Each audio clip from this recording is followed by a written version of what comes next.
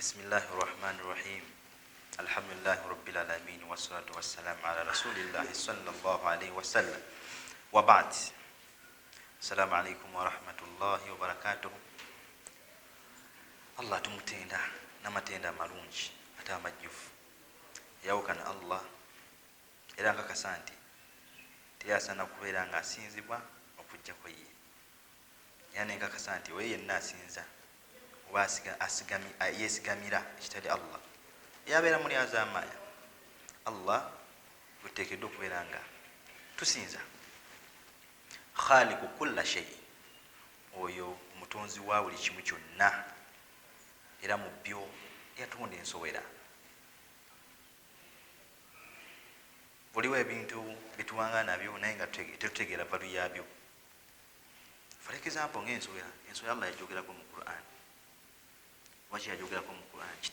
Ekyo kitegeeza bukulu bwayo, era yaleeta omufano gw'ensowera ku bantu abatakkiriza Allah, abamujemera, abasinza ebitali ye. N'agamba nti mazima abo abasinza ebitali Allah tebasobola nakutondayo yadde n'ensowera yedde. So mukaseera kano tugenda kubeera nga tutunulira ku nsowera Allah gyatonda. Ensowera eyo gyetulaba Allah yagitonda, naye nga ekiwawaatiro ekimu kiriko obutwa, ekiwawaatiro ekirala kiriko ddagala. Ensowera ezo tuwangala nazo, buli wamu zituukawo. Oba oliwa ensowera etuukawo, naye oba oli mu state house ensowera etuukawo, tosobola kugiziyiza. Oba oli masjidi ensowera etuukawo. Kati ensowera zino zitubeera nazo buli wamu, oba oli awo oli mu kulya oba oli mu kunywa, nejja negwa mu kajwisiko, naye nga ate okaagala. Kati bwegwe mu kajwisiko kiki kyoteekeddwa okubeera nga okola bwoba okyagala okunywa kajwisiko? Wekitibwa Nabi Muhammadin sallallahu alaihi wasallam buli kimu yakitusomesa mu hadithi, muba mu bigambo bye, nga hadithi eva ku Abi Hurairata, Allah abeerenga musiima ku ye, yagamba nti wekitibwa Nabi Muhammadin sallallahu alaihi wasallam yatugamba nti idha waqa'a adh-dhubabu fi sharabi ahadikum falyagmisuhu thumma liyanzi'hu fa inna fi ahadi janahayhi da'an wa fil akhar shifaan. Owekitibwa Nabi Muhammad sallallahu alaihi wasallam yatugamba nti ensowera bwegwanga mu kyokunywa ky'omu ku mmwe, falyagmisuhu, gikwate ogizzemu oginnyike, thumma liyanzi'hu, ate omala ogijjemu. Lwaki? Fa inna fi ahadi janahayhi da'an, olwokubanga ensowera eyo ekiwawaatiro ekimu kirina obutwa,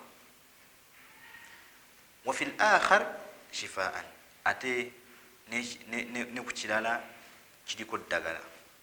So kati bwegwamu n'otoginnyika mu kyokunywa ekyo, n'onywa bunywi, oba oli awo obutwa buyinza okusigalamu, ng'ekiwawaatiro kiri ekiriko obutwa kyekyakoze eki, kyaleseemu obutwa, bati bw'oginnyika yonna negweramu bulungi. Ekiwawaatiro ekimu kiriko ddagala, so eddagala likola ki? Litta obutwa.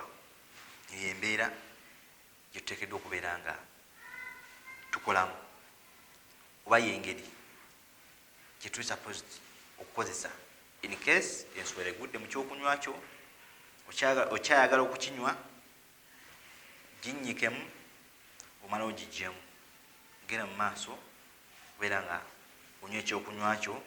Tukimanyi bulungi nti Nabi Muhammad sallallahu alaihi wasallam tamala gwogera nti ayogera ebigambo okusinzira ku kwagala kw'omutima gwe, wabula bubeera bubaka. In huwa illa wahyu wama yantiku anil hawa in huwa illa wahyu yuha. tamala gwogera kuba ayagala kusanyusa bantu nti okusinza ku mutima gwe ekyayagala nga ennaku zino omuntu asooka okwogera byayagala oba ayagala kusanyusa bantu. wabula nabbi muhammadin sallallahu alaihi wasallam agenda okwogera ekintu bubeera bubaga ate kiba kituufu. so nolwekyo nebigambo ebyo bitonotono saba allah abeere nga tugesa nabyo tesubikolereko. wajazakumullahu khaira. wassalamu alaikum warahmatullahi wabarakatuh.